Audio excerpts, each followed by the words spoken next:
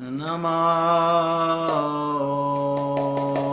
Vishnupadaya Krishna Prasthaya Bhutale Srimate Bhakti Vedanta Swami Iti Namine Namo Vishnupadaya Krishna Prasthaya Bhutale Srimate Bhakti Vedanta Swami Iti Namine Namaste Saraswati Deve Gaudavani Pracharine Nirvishesha Shunyavadi Aschacha Deshatarine Namaste Saraswati Deve Gaudavani Pracharine Nirvishesha Shunyavadi Aschacha Deshatarine Shri Krishna Chaitanya Prabhu Nityananda Shri Advaita Gadadhar Shri Vasari Gaura Bhaktavinda Shri Krishna Chaitanya Prabhu Nityananda Shri Advaita Gadadhar Shri Vasari Gaura Bhaktavinda Shri Krishna Chaitanya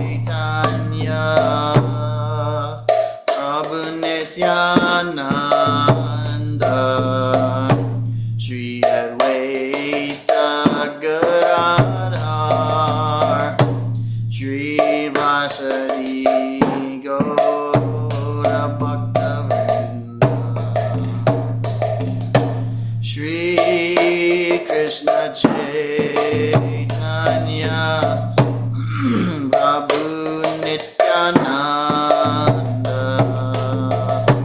Shri Advaita Gadadhar Shri Vasari Gaura Bhaktavinda Shri Krishna Chaitanya Prabhu Nityananda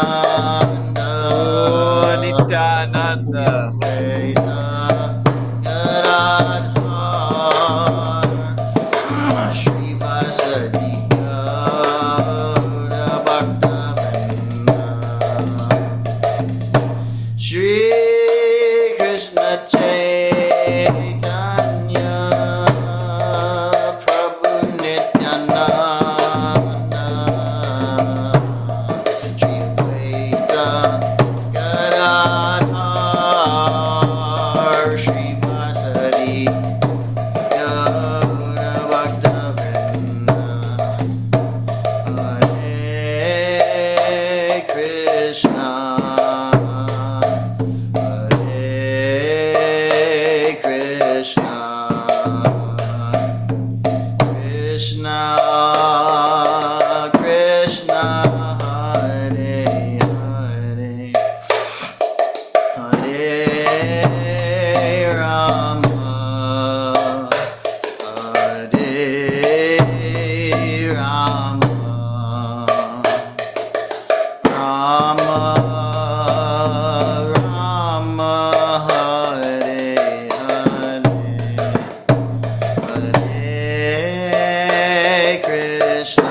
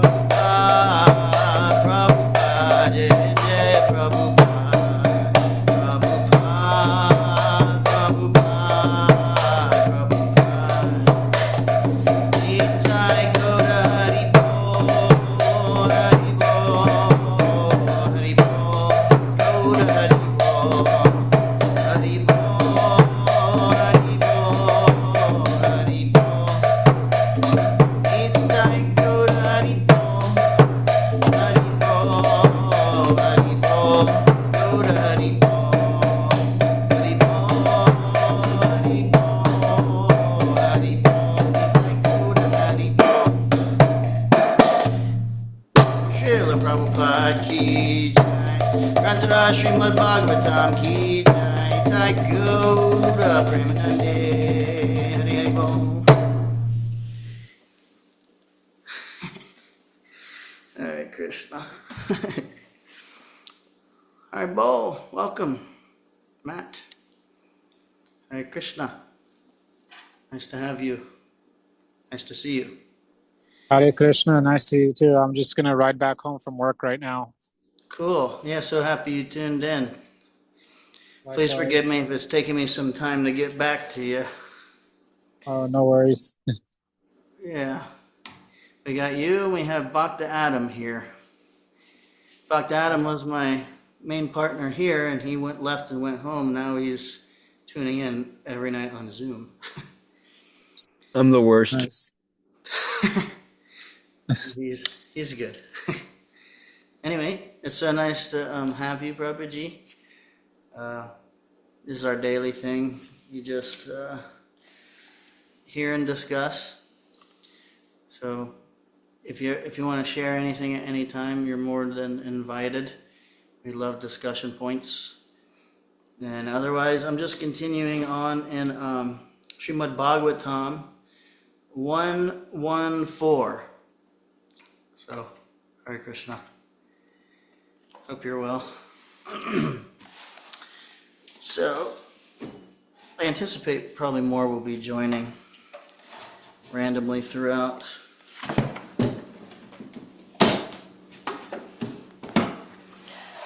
Okay, so I'll just start with the invocation and then we'll dive in. Om Namo Bhagavate Vasudevaya. Om Namo Bhagavate Vasudevaya.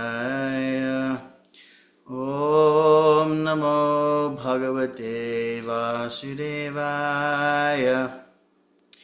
Narayanam namaskritya narang chaiva narottamam devim saraswatim vyasam tato jayamudirayat.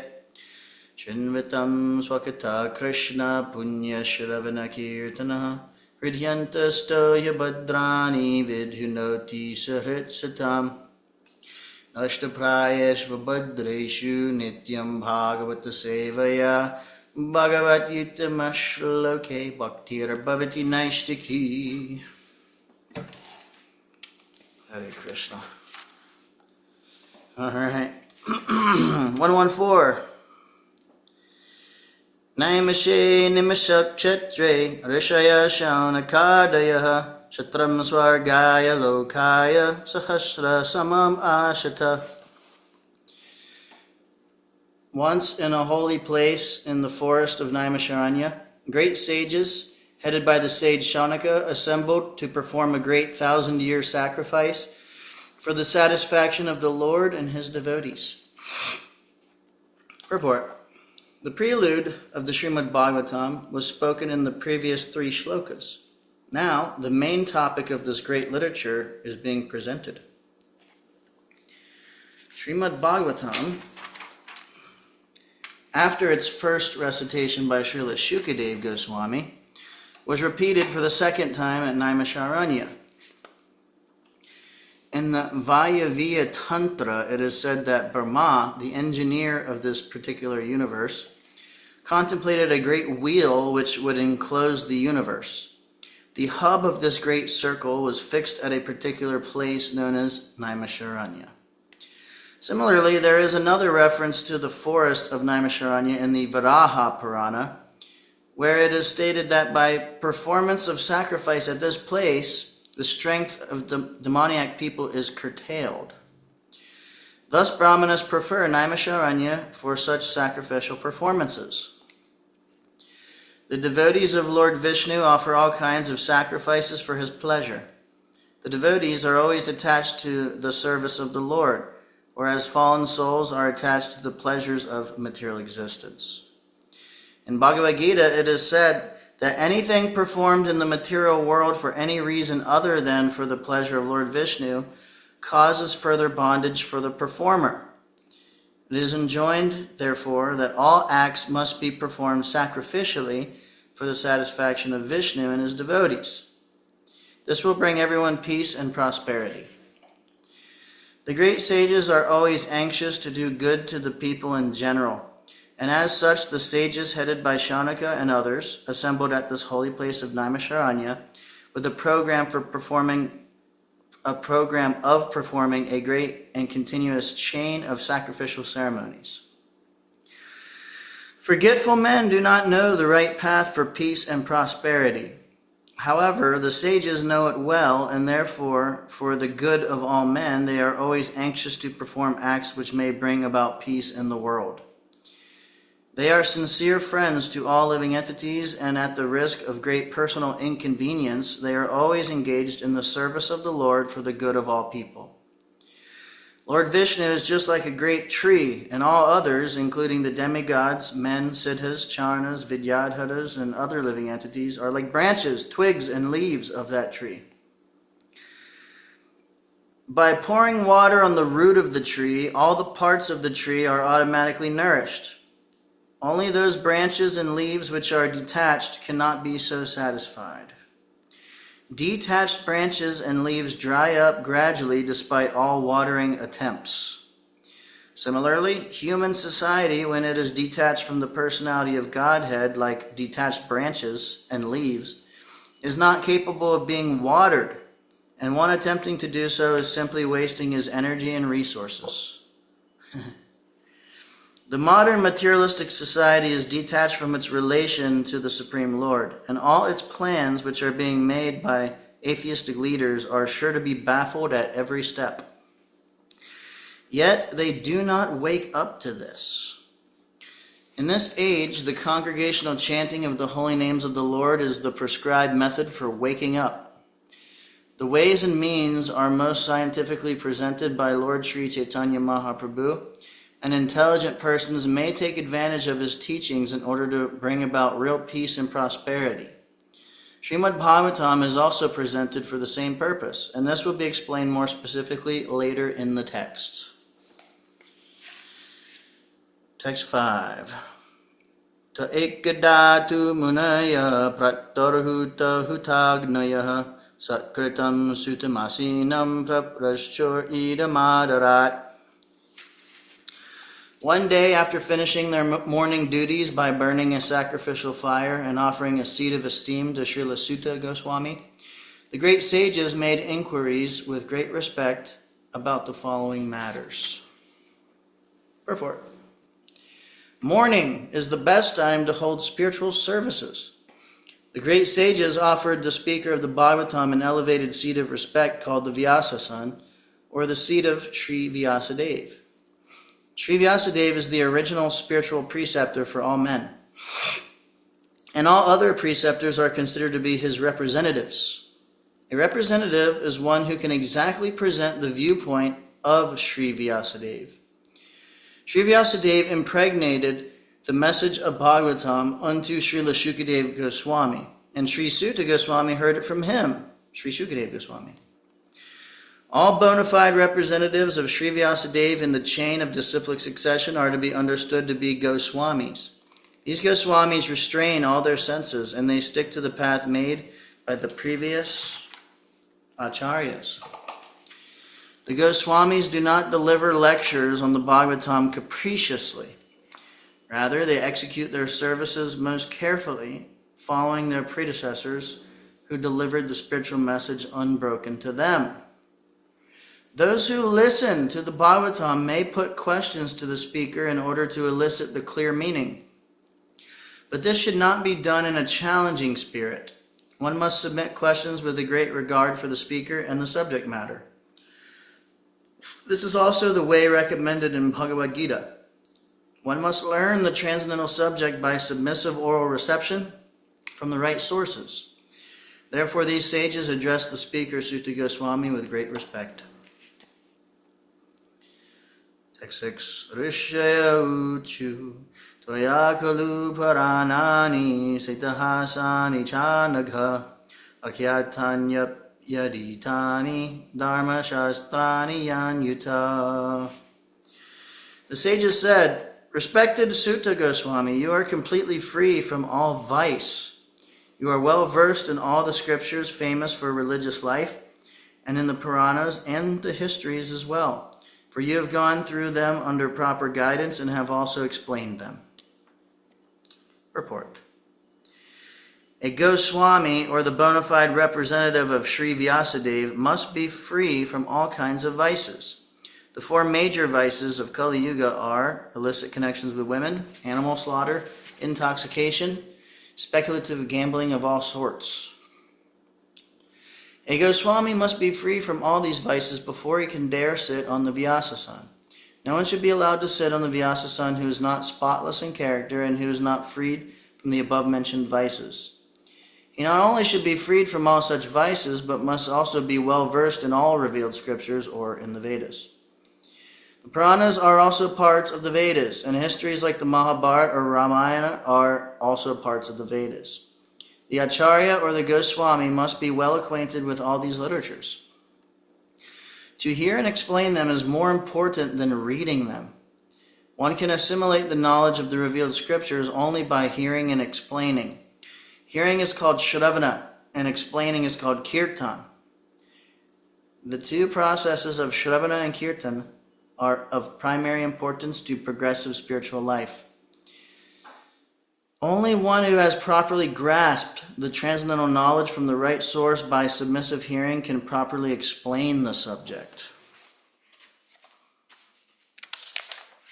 Text 7. Yani Veda Vidam Shreshto Bhagavan Bhararayanaha Anyecha Munaya Sutta Paravara Vida Vidhu. Translation. Being the eldest learned Vedantis, O Sutta Goswami, you are acquainted with the knowledge of Vyasadeva, who is the incarnation of Godhead, and also you know other sages who are fully versed in all kinds of physical and metaphysical knowledge. Purport. Srimad Bhagavatam is a natural commentation on the Brahma Sutra or the Badarayani Vedanta Sutras. It is called natural because Vyasadeva is author of both the Vedanta Sutras and Srimad Bhagavatam, or the essence of all Vedic literatures. Besides Vyasadeva, there are other sages who are the authors of 6 different philosophical systems, namely Gautama, Kanada, Kapila, Patanjali, Jaimini, and Astavakra. Theism is explained completely in the Vedanta Sutra, whereas in other systems of philosophical speculations, practically no mention is given to the ultimate cause of all causes. One can sit on the Vyasasan only after being conversant in all systems of philosophy, so that one can present fully the theistic views of the Bhagavatam in defiance of all other systems. Srila Sutta Goswami was the proper teacher, and therefore the sages at Naimisharanya elevated him to the Vyasasan. Srila Vyasadeva is designated herein as the personality of Godhead because he is the authorized, empowered incarnation. Hey, Bogdatam, you got any points? I sense maybe you're cooking something up over there. It's okay if you don't. I don't have any right now. Okay. All right, we'll keep hearing. Text 8. Ita tvam samyatat sarvam tatvatastad anugrahat bruyu snigdhasya shasya guravo guyamapyuta. And because you are submissive, your spiritual masters have endowed you with all the favors bestowed upon a gentle disciple. Therefore you can tell us all that you have scientifically learned from them. Purport. The secret of success in spiritual life is in satisfying the spiritual master and thereby getting his sincere blessings. Srila Vishwanath Chakravarti Thakur has sung in his famous 8 stanzas on the spiritual master as follows. I offer my respectful obeisances unto the lotus feet of my spiritual master. Only by his satisfaction can one please the personality of Godhead, and when he is dissatisfied, there is only havoc on the path of spiritual realization. It is essential, therefore, that a disciple be very much obedient and submissive to the bona fide spiritual master. Srila Sutta Goswami fulfilled all these qualifications as a disciple, and therefore he was endowed with all favors by his learned and self-realized spiritual masters, such as Srila Vyasadeva and others.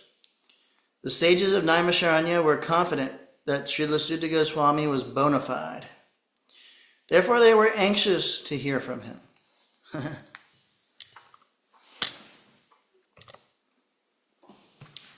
Tatra-tatra-ranjasa-yushman bhavataya vanishchitam pungsam ekantata shreyastanna sangsittumarhasi.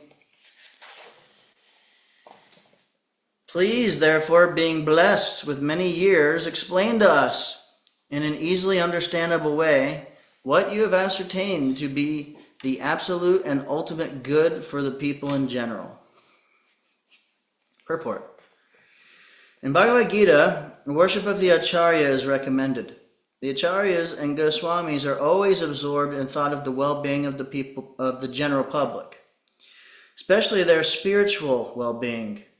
Spiritual well-being is automatically followed by material well-being. The Acharyas therefore give directions in spiritual well-being for people in general.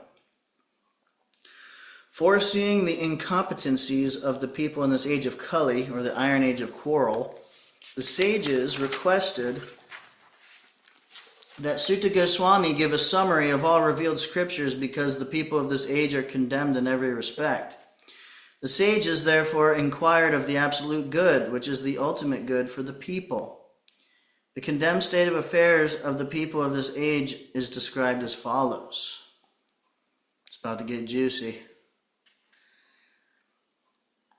Prayenalpayusa shabya kalavasmin yuge janaha manda sumanda matayo manda bhagya hupadrutaha. O learned one, in this iron age of Kali, men have but short lives. They are quarrelsome, lazy, misguided, unlucky, and above all, always disturbed. Purport. The devotees of the Lord are always anxious for the spiritual improvement of the general public. When the sages of Naimisharanya analyzed the state of affairs of the people in this age of Kali, they foresaw that men would live short lives. In Kali Yuga, the duration of life is shortened not so much because of insufficient food, but because of irregular habits. By keeping regular habits and eating simple food, any man can maintain his health.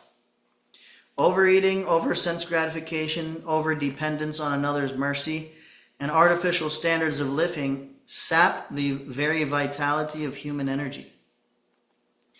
Therefore, the duration of life is shortened.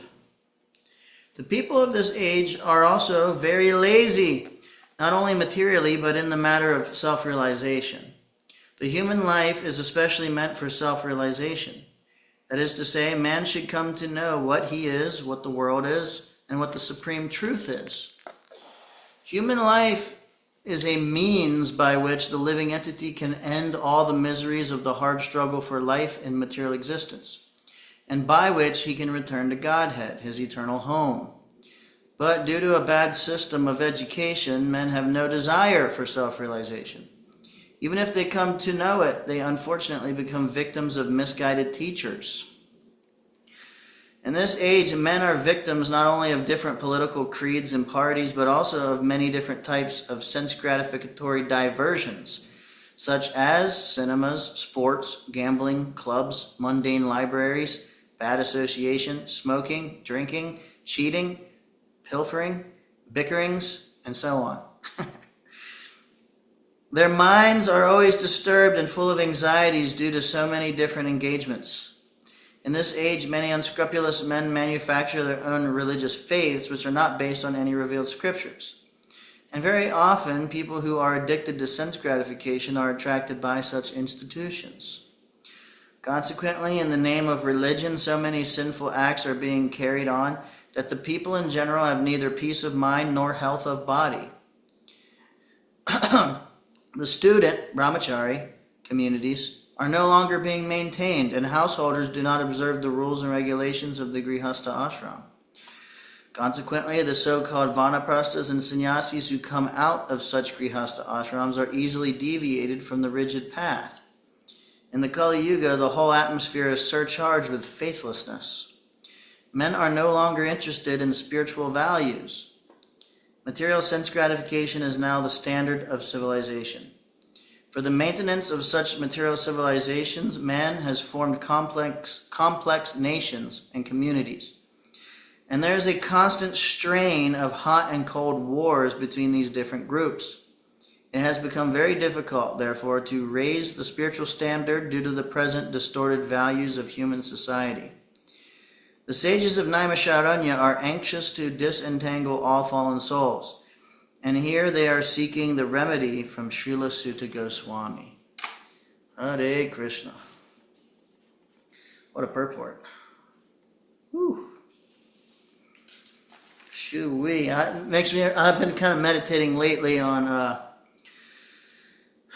just kind of how amazing it is. For myself, I'm here in Athens, and, we're meeting basically like college students and talking to them. And basically for myself, I feel almost like an alien a lot of times just talking to college students because just the amount that, things have changed for that age group compared to my own when I was that age.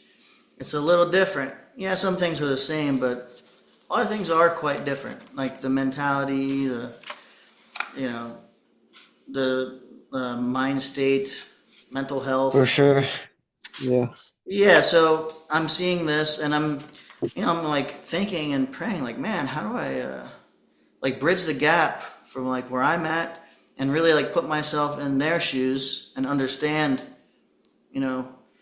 and so like trying to go into that, I'm like thinking about Srila Prabhupada, like where he was coming from and the way that he was able to present Krishna consciousness in the time that he did and the way that he did. It's really mind-blowing to me, Like if you read his books, like sometimes he'll just throw like a little phrase in there that's like, it's really amazing that he could like know this phrase and like just, I don't know, it's just really kind of blows my mind like how deeply Srila Prabhupada is able to present and make relevant, Krishna consciousness in the way that he did. Anyway, it's just kind of a basic point, but to me, it's like it's just really kind of profound, Yeah. Yeah.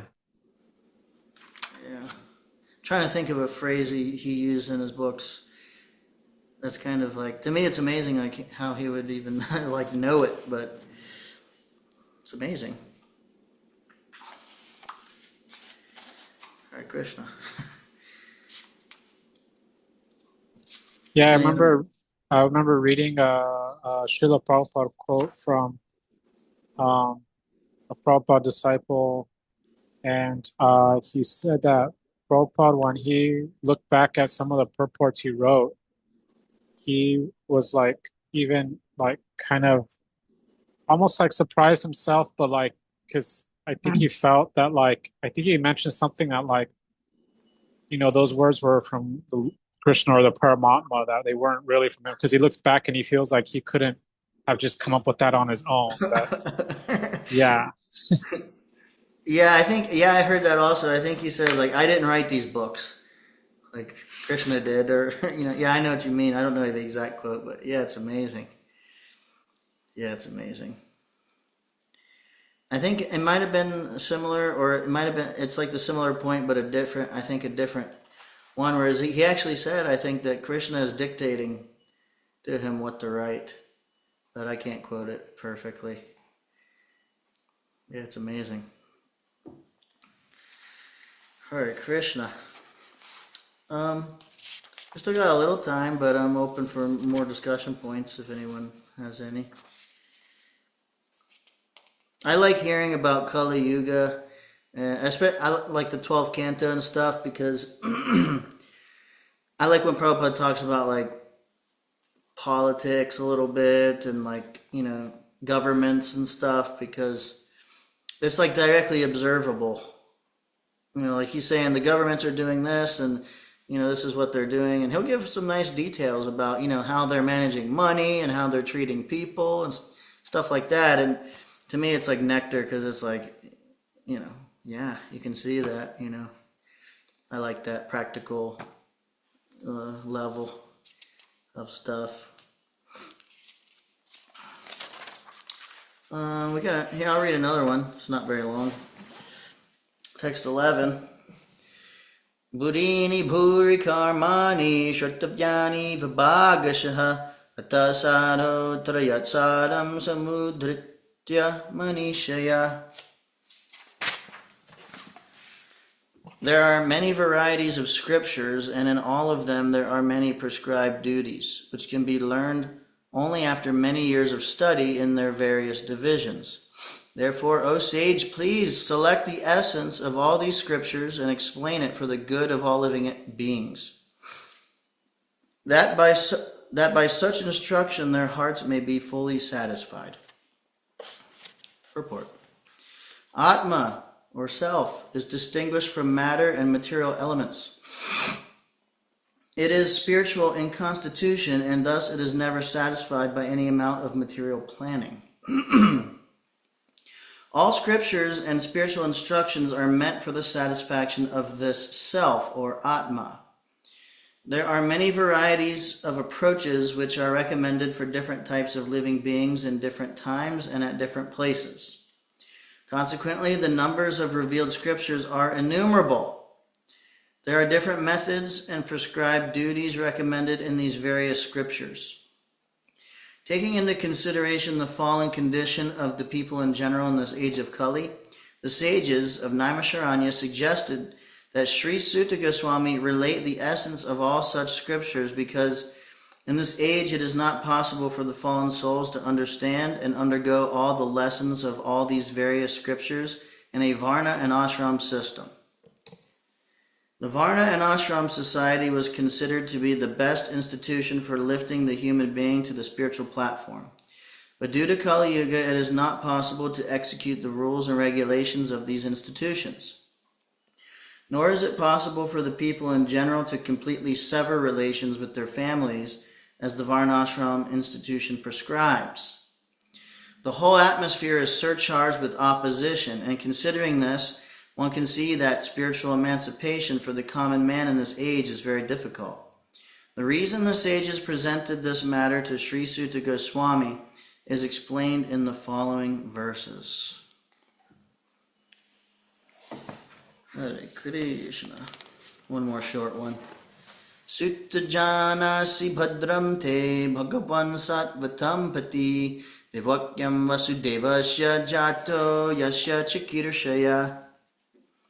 All blessings upon you, O Sutta Goswami. You know for what purpose the personality of Godhead appeared in the womb of Devaki as the son of Vasudeva. Purport. Bhagavan means the Almighty God, who is the controller of all opulence, power, fame, beauty, knowledge, and renunciation. He is the protector of his pure devotees. Although God is equally disposed to everyone, he is especially inclined to his devotees. Sat means the absolute truth, and persons who are servitors of the absolute truth are called sattvatas. And the personality of Godhead who protects such pure devotees is known as the protector of the sattvatas. Bhadram te, or blessings upon you, indicates the sage's anxiety to know the absolute truth from the speaker. Lord Sri Krishna, the Supreme Personality of Godhead, appeared to Devaki, the wife of Vasudeva. Vasudeva is the symbol of the transcendental position wherein the appearance of the Supreme Lord takes place. Huh.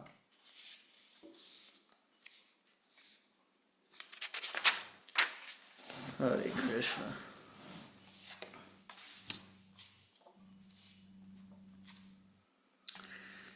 Hare Krishna.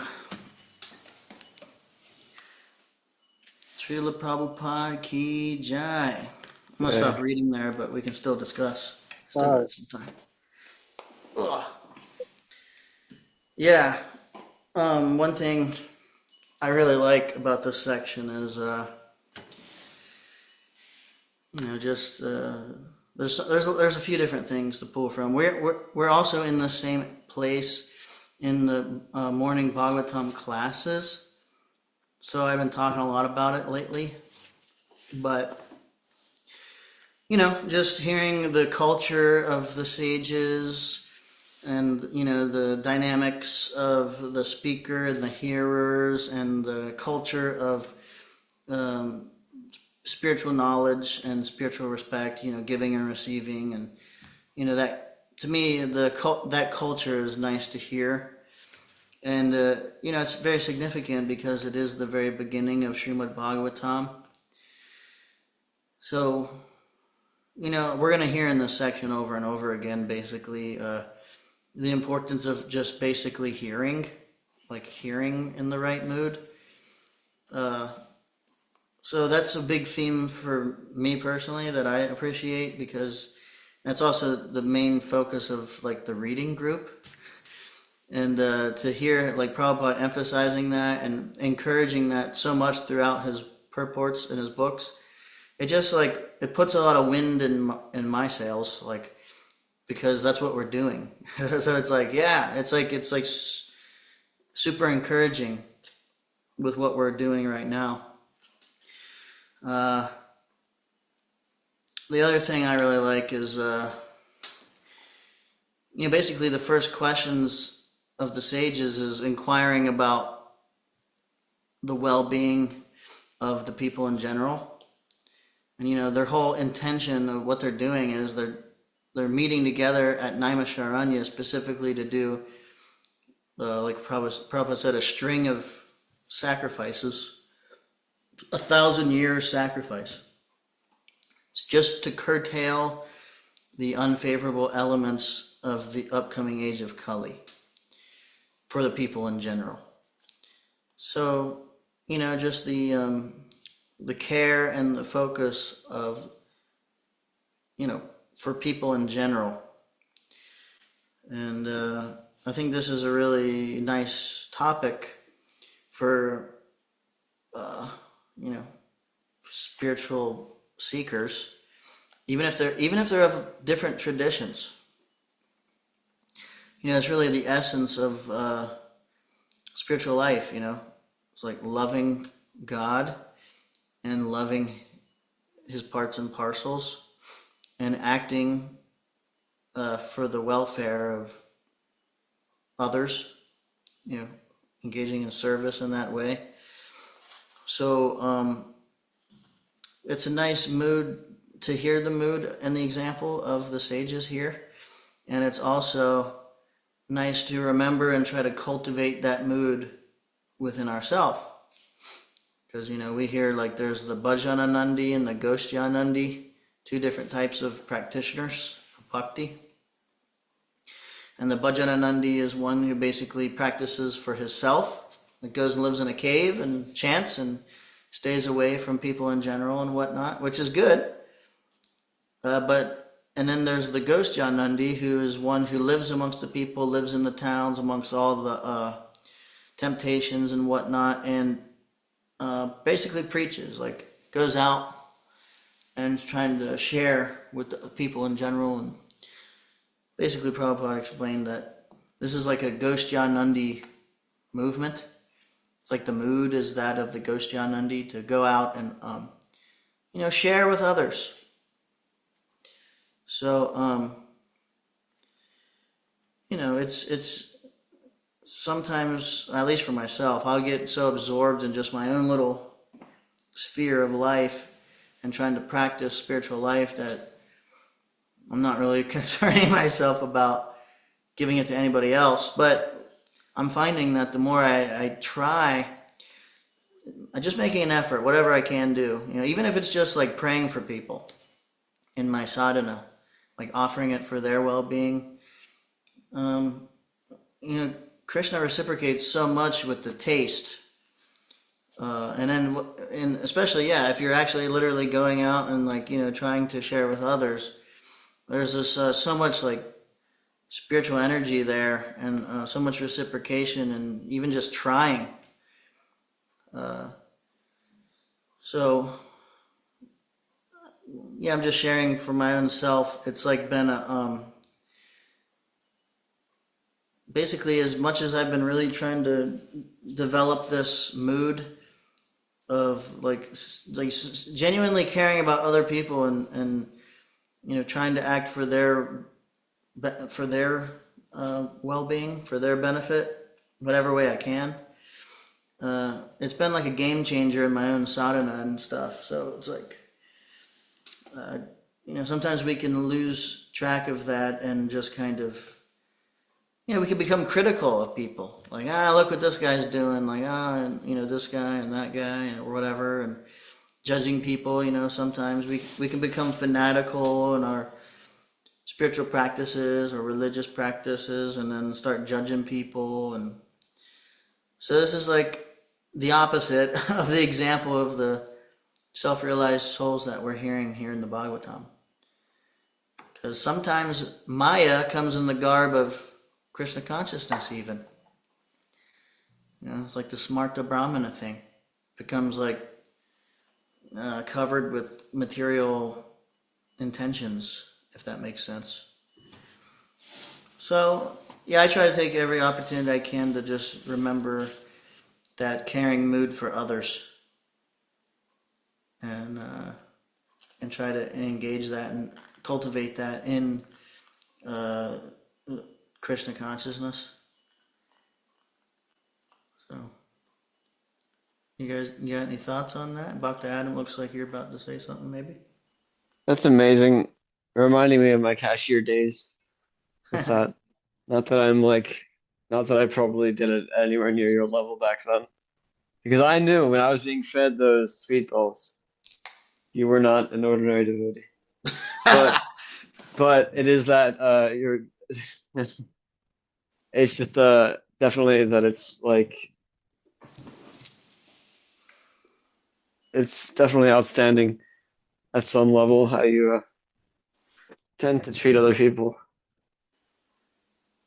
Yeah, Dr. Adams, he's talking about. He was here, and one morning, I made a bunch of Simply Wonderfuls there in the fridge, and I could tell maybe it seemed like his mood was not that, maybe a little down or whatever, and so I just came up and started like feeding him sweet balls, and basically I just kept giving them to him as long as he would take them. So he ate like 14 or 15 Simply Wonderfuls, like one after the next, one after the next.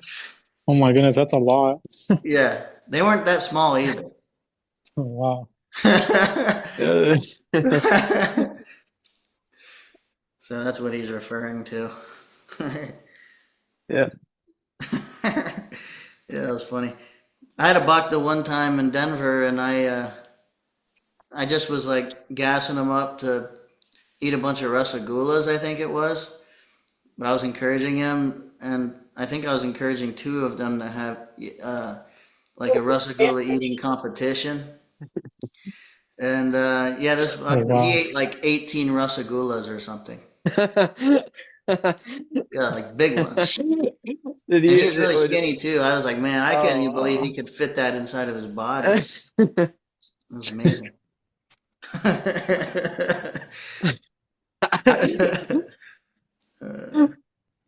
Hare Krishna.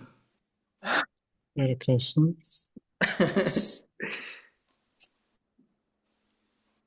I'm just getting home right now. Yeah. There was a Yeah, little I noise on the appreciate you. train. That's why I was covering my ears so I can hear the headphones. Oh, yeah, I Yeah, appreciate you tuning in on your ride home.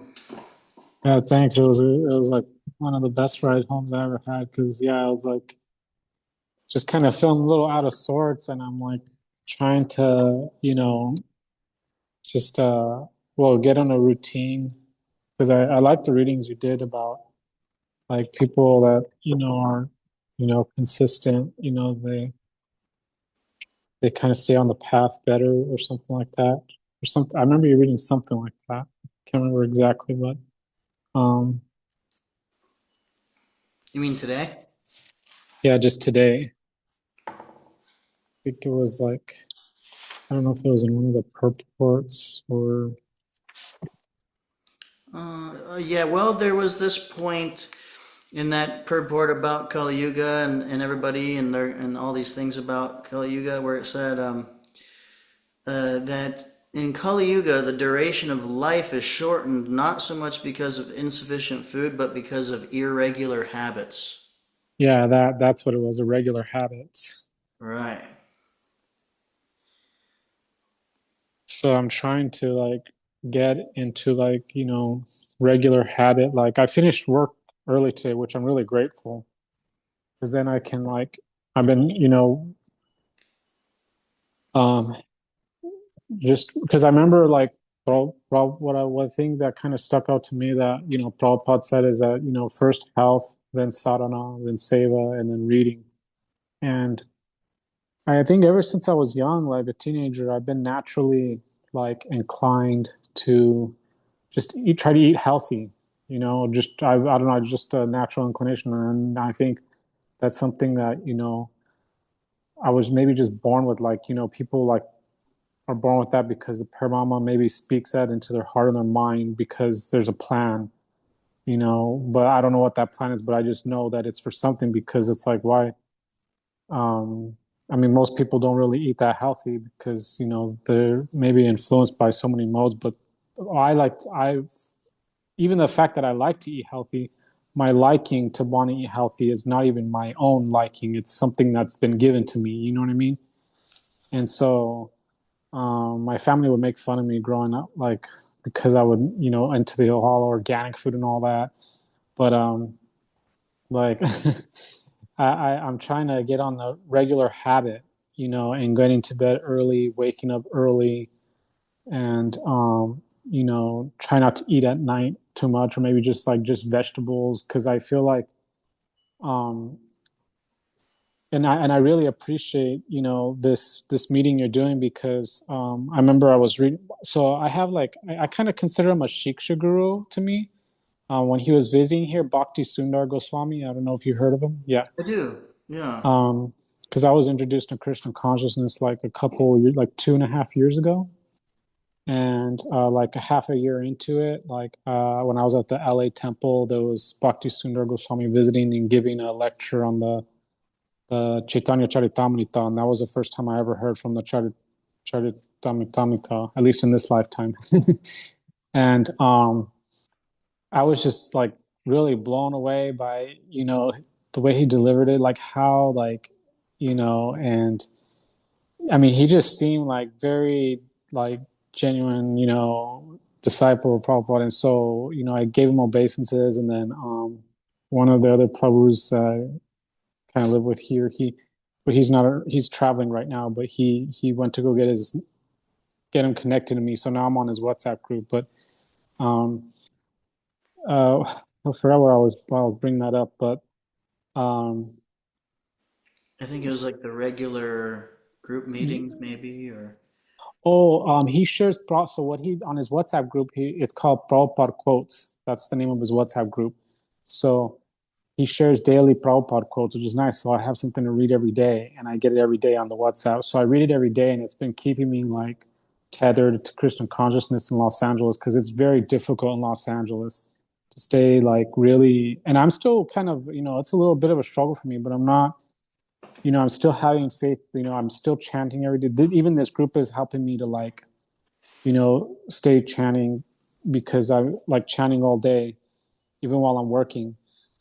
Because one of the Prabhupada quotes Bhakti Sundar Goswami shared was that like I don't know if I read it online, but maybe I read it online, but that like Prabhupada was concerned. He had some concerns, because this age we live in, that's Cali, and when he's gone, what's going to happen, to his followers, his disciples, and so he was afraid that Krishna consciousness can get so big that it could be like a salesman that cheats the customer by watering down the milk and then selling it again, but then he's like, when you water it down so much, because it spreads, like you can no longer cheat the customer, and he's not saying that Krishna consciousness is not trying to cheat the customer, but it's not like we're not trying, but it's like that it can become watered down when it spreads too thin or too large and too thin. So like even just us three in this group today is really intimate in a way that helps me stay like this is something meaningful in my life, whereas everything else is kind of just a distraction from Maya and illusory energy want like to entice me. So that's why I really appreciate this group. And because yeah, I live in downtown LA with some other Prabhus right now, and it hasn't been easy. Um, I live in one of these buildings in downtown, and just I don't know if you've probably seen on the news, but there's just so much things going on right now, and to try to like stay focused, not get like pulled into that energy. It's these kind of groups and having other kinds of association that's helping me like stay just barely grounded. Like my whole life I feel like I've been just like hanging by a thread, but at least I'm still connected, even if it's by a thread. Right. But yeah. No, I really appreciate you sharing, Prabhuji. Yeah, it's I lived there for a short time, in LA, and I can understand, the energy there, and there's so many different people, and it's already I don't know what your association's like, but it's hard when you're by yourself, regardless. I mean, especially it's hard. Like for me right now, I'm by myself, and ever since Bhakti Adam left, I've been like, I immediately everything changed. Like just, uh, I immediately kind of got like subtly depressed and stuff. Just like somehow just being by myself. I'm realizing actually like how powerful association is, and we're not really meant to do it by ourselves. I mean, yeah, we might have some capacity where, to some degree, like we should be able to manage ourselves, but there's definitely it's not easy when you're by yourself and working and everything. You know, especially if you have the added heavy energy of big city, all this stuff going on, all these people. I can understand that for sure. I'm by myself here, but this is like it's almost like it's like a monastery almost. It's like very quiet. Yeah, we're in town. There are other houses, but right here's a hill, and there's all these deer that hang out front. It's not like heavy traffic, and like it's different atmosphere. Uh, so yeah, all glories to your battle. Of staying in Krishna consciousness. Yeah, they say everybody's fighting their own little Kurukshetra. But yeah, That's what it feels like down here in LA. It's like uh, I think if it wasn't for the holy names, I don't know where I would end up, because I'm just like concentrating my mind on that. But like here, there is definitely something spiritual going on here, like as far as something behind the curtains that we just can't physically see, but we can feel it. We can feel those energies from people. And, even like people just even communicating more like through body language than just words in such a way that's just you know almost overwhelming. But I'm not trying to put too much energy or attention. I'm trying to just focus on what my path is and where how I'm trying to find it and where to get on that. Because I know Prabhupada before was like, and I don't want to like, I don't mean to drag this on, but like I mean, Prabhupada was a follower of like Gandhi, and one of the things that like I don't know if this is a real quote of Gandhi, but like I remember Gandhi, one of his quotes that really stood out to me was "Cleanliness is godliness." And so I'm very like particular about staying neat and organized because I have. It's like how they say the saying goes, "A cluttered place is a cluttered mind." So I have to stay, on top of these things, and trying to eat as healthy as I can, and staying orderly in a way that can keep my mind, focused. Because there's so many, like in a big city like this, especially Los Angeles, there's just, I mean, the temptations are just like, I mean, they're something else, unlimited. Yeah, yeah, Yeah, but that's a good consciousness. That's really you have some. I mean, from my perspective, obviously some past life, sukriti and advancement, and it's very special. For a lot of people, it's hard to understand themselves deep enough to organize themselves, and you're setting yourself up really nicely. Uh, to you're taking. It seems like you're taking care of yourself real nicely, and uh, able to build that and have that strength to be in that situation. And that's really great, Prabhuji. Not easy, probably, but I'm sure Krishna appreciates it. Yeah, Prabhupada said he wanted revolutionary cleanliness. Yeah, so that's by itself is it's a sattvic quality, cleanliness and organization, and the peacefulness and whatnot. But Prabhupada said sattva guna is the springboard to Shuddha sattva. So I know for myself, I have I have an altar. Whenever I take the time and clean real nicely with water, and it really brings out the spiritual atmosphere even more than if you just let it go, or whatever. And especially like regular like worship. Like me, mostly what I offer to my deities is sound vibration, like chanting. I offer some incense. It's minimal. I do offer, whatever we eat, we cook and stuff, and some water. But especially like every day in a regular fashion, at regulated times if possible, like I like offering kirtan even if I'm by myself. And by doing that every day, it really generates. It's a lot more powerful than randomly or like this day and then not this day and irregularly, I guess. It's like really directly perceivable. So yeah, I mean, I could appreciate your inclination towards eating well too, because it takes a certain consciousness. So yeah, it's very great, Prabhuji. Thanks, Prabhuji. Yeah, well, I mean, I try. I learned a lot from my dad. I mean, I try, and I think some of the families we're born into were specifically chosen for us, because I feel like even though my family was a bit chaotic, probably saying the least. I don't know. I mean, I'm not trying to. I don't know, but anyways, my dad worked for NASA for like 34 years, and at Jet Propulsion at JPL here in California. And so he read a lot of books like on health, because he got really sick one time. Like he was like his health was really, really bad. Like he was like bones. Like he was just like he was like a skeleton, he looked like he was about to go. But my dad, he's like the biggest bookworm on the planet that I know. I mean, he's read thousands of books in his life, like thousands. I mean, when I was a child, he always had a book and an apple in his hand all the time.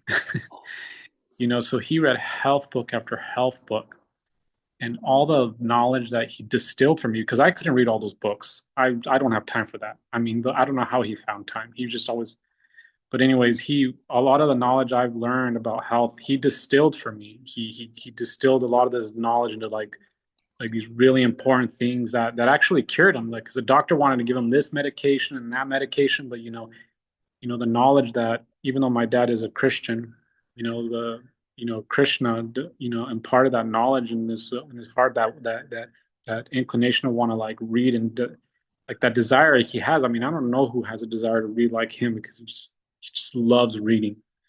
And like he can read a paperback book in like 2 days. Like he can read really fast too. Like he can read really fast. So like he distilled that knowledge, and I learned so much, like that. It's like I wanna like slow, but I want to do it by example, because like I don't like the feeling of like me preaching to people, you know what I mean? But I want to like that's what I'm doing here in LA right now, is like working, because there's a lot of opportunities for making money here in LA. So what I'm trying to do is establish myself financially, so at least when I can get in that, what do you call that, regular habits, and not those irregular, like you said, the Kali Yuga on that, from that verse, like that example could just show, and people can inquire like, oh, what are you doing, so I can, so that knowledge can be shared. Because I feel like when the mind is clean, and because of proper eating and avoid, there's so many things to avoid now, because there's so many contaminations and, in the environment and everything. And I learned about that from my dad, and I was able to really avoid. So it's like, it's just crazy. I mean, there's definitely something going on behind the curtains that like people are not aware of, but I don't want to like sound like a conspiracy theorist at the same time. But it's like, yeah, I'm pretty sure you understand what I mean. Oh yeah, definitely, probably do. Yeah. Yeah, yeah, Prabhuji. And like what you're saying is true. Like that's the best preaching you can do is literally just by doing it yourself. That integrity is so powerful and speaks for itself, even if you're not like directly telling them, oh, whatever, telling them what to do or whatever. Yeah. Most of the time, personally, for me, I found also, and I've learned in more recent years, because I've kind of experienced living in like kind of a broad spectrum of different moods in Krishna consciousness throughout some time of like, kind of being like a fanatical brahmachari and going through some struggles and purification and stuff, and my own mood like maturing over time and stuff like that in my own practice. And more recently, I was not living in the temple and I was working and stuff. I got to experience like the power of just friendship and in preaching, like like just basically like being somebody's friend as like a and that leading them to be interested or whatever. Not that I'm like trying to convert them or anything, but I'm just genuinely like, okay, like care about them as a person. Just they're my friend. They don't have to be a full blown devotee or this and that. Like we can relate on a certain level, and maybe they're open and they understand me, what I do, and they appreciate it in their own way. It's not like we could be friends. It doesn't matter. Like uh, to me, like, and I've seen like how over time just being friendly and being friends, how actually it might take like 2 years or something, but then somebody is like starts asking you questions like, so what is your what does your book say about this, or like what do you guys think about this, or whatever, and then just little, and then then I say, hey, we're gonna have a kirtan at my house. You want to come? We're gonna have a nice dinner. Like, all right, yeah, I'll come to that. They come, and then there's like ecstatic kirtan, and they're like, whoa, this is awesome. So anyway, like no force, no pressure, and personally, me, I tend to like basically what we're doing now. My preaching is mostly like I just read Prabhupada's books, and then like here I'll share some stuff, but generally, even when I'm doing Sankirtan here, the mood is like I just set up a table, I put some kirtan on maybe, and just let people come who's interested, and that's how I am as a person too. Like I won't just go up and tell people stuff unless they ask me. So I'm like, I don't know, it just seems to be more natural and flows better. And people are so much defensive and on edge of everywhere they turn. Somebody's trying to take advantage of them or get their money or sell them something or whatever. And people don't really want to be approached and hear whatever it is that you do. So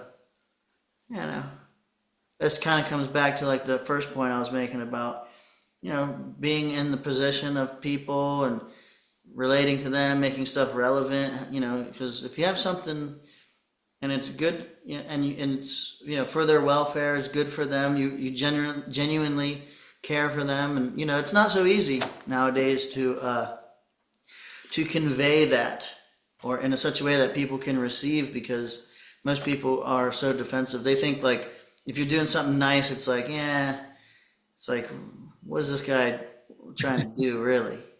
It's like, or if you try to do something nice, give them something, they're like, yeah, no thanks. Like, just, so anyway, it's not easy, but, every once in a while, somebody will be able to receive it, or they'll, you know, Like you were kind of talking about people and their consciousness, and it is also true, like, in being entrenched in a super materialistic situation, people will suffer. And people, there can also be, like where there's like the most degradation, there can also be like the brightest shining diamonds of souls, you know, where, they've seen it all, they've experienced it all, like real um, advanced souls, you know. And even we hear Prabhupada talk about, uh, you know, generally like poorer people tend to be more, uh, how does Prabhupada put it? He says in one place that basically being wealthy and rich can be like somewhat of a what's the word? Stumbling block. Yeah, yeah, in God realization. Mhm. It's not necessarily that it is inherently, but it can tend to do that to people. Whereas, like, a poor person who's struggled and struggling and is not so attached to, they don't have stuff to be attached to. They tend to, like, you go to a lot of richer places, and, the people are like, not all, but a lot of times, not very friendly, kind of snooty or whatever. And, and you go to some like third world country where there's not a lot of money, and the hospitality is, when I first started experiencing hospitality, like going to India or going to Indian people's homes, the hospitality was so much that it was uncomfortable for me, like to receive, you know, like just open their home, offer you everything, even like here, lay down on my bed, take a nap, cook you dinner, everything. So like, yeah, it was like that was the biggest culture shock for me. Is the hospitality, and even in just like from like America compared to like in South America in a lot of places, the culture is so much different. So anyway, I lost where I was going with that, but yeah, Hare Krishna. Anyway, yeah, I guess for me the point is like it's good to know what we need.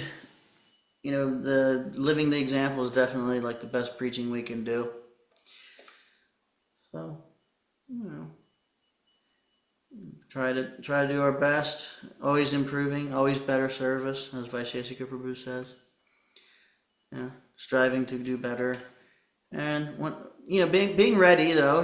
It's like if somebody asks, like, yeah, I should be ready to like, yeah, this is what I do, whatever. But not overly eager to shove stuff down somebody's throat or something. Yeah, it's a nice mood, nice balance. Not that, I mean, not doing that, but No, I was just laughing because I know a devotee that was like very, and everybody has their place. Everybody has their way of, I guess, showing that love, you guess you could say. But to me, I like your mood, how it's just more like subtle, because it's more subtle, and I kind of have that. I was just sensitive child, always grown up sensitive person, like even now I'm more sensitive to, like when there's emergency sirens on the street, I have to like plug my ears because I'm like really sensitive to sound, and lights too. But yeah, like it's interesting how you say, like, over here people can be skeptical, like, oh, why is this person being nice? You know what I mean? And that's what makes it so. That's one of the challenges, is because, like, does people have even any faith in each other anymore? You know what I mean? What to speak of God? Okay, but like if someone's being nice, like, because I remember when I lived with a roommate, I shared. I lived with some roommates that were all from China, and shared a room with them. And then one of them he was really nice. I mean, they seemed really nice to me, and one of them told me he was really, I don't know, like I really connected with them, and um, one of them told me like, to be careful. He's like, because people, and the way he expressed it made me kind of laugh, but like it was kind of, I can understand where he was coming from, because he said like, people will come and smile at you like this, and you put a smile on his face like that, and then they turn around and do something behind your back. He's like, but they do something different. But the way he expressed it was like, he's like, very like he's very skeptical of people, like in a way where he was very skeptical of people. And I was like really shocked. I was like, wow, this Kali Yuga, one of the things that's like really given people a sort of a mental handicap is the trauma that they've developed from their generations. And I mean, that's why I like sometimes try to tell some Prabhujis that, grow up very conditioned from their, like, wherever heritage they're coming from, to not like feed into that generational trauma, because it could become a handicap to their Krishna consciousness. I think it's one of the biggest stumbling blocks, because I mean, the generational trauma and the skepticism is like, it's pretty intense. Like, I don't want to dive too much into it, but like, it's just, I've when I've seen it out here, it's like, wow, like that's why I'm like trying to chant like there's no tomorrow, because there could be, like, so yeah. That's a huge topic, Prabhuji, and so important. I agree. Because if we're not like, we gotta sometimes we gotta clean house, ourselves, like internally, mentally, and like you're saying, it can become a huge stumbling block in Krishna consciousness. And the thing is, it's very difficult because it's subtle, but it's a kind of thing. We can, maybe get some help for certain things, but a lot of the subtle stuff, it's really up to us to introspect and analyze and like see and change, the habits of the mind and whatnot, and it's just difficult for people, but it's definitely so important, what you're saying. I'm also very much into that in my own for my own self. Like, I'm trying for a long time. Just mood of like self care, self improvement in Krishna consciousness. It's like an important aspect of Krishna consciousness. Because if we're not doing that, it's like a disconnect. From Krishna ultimately. Disconnect with our own self. Disconnect from Krishna. To causing disconnect with other people, with the world. Super important. Yeah. Yeah. Let me ask Bogdatam, you want to share anything? I'm just soaking it in. I've been trying to go to bed at about this time. Really? Yeah, I know it's early. Yeah, all 'Cause right. That's good. Hope you get good rest. Yeah. Well, we're glad you're here. I'm really glad to be here. It's very nice. Yeah. But yeah, I won't go too long here. Usually we do a kirtan at 7 o'clock. It's almost about that time here. But if you're more than welcome to share anything else, otherwise I'll probably end it soon here. No, I'm pretty good. I mean, this is, everything you shared was just great. And yeah, I just look forward to, trying to make more of these meetings and getting home, finishing work early, and, following, Bhakta Adam's example right now. Maybe I could go to bed in 3 hours, because I'm 3 hours behind. So, because that's what I want to do too. I want to, like,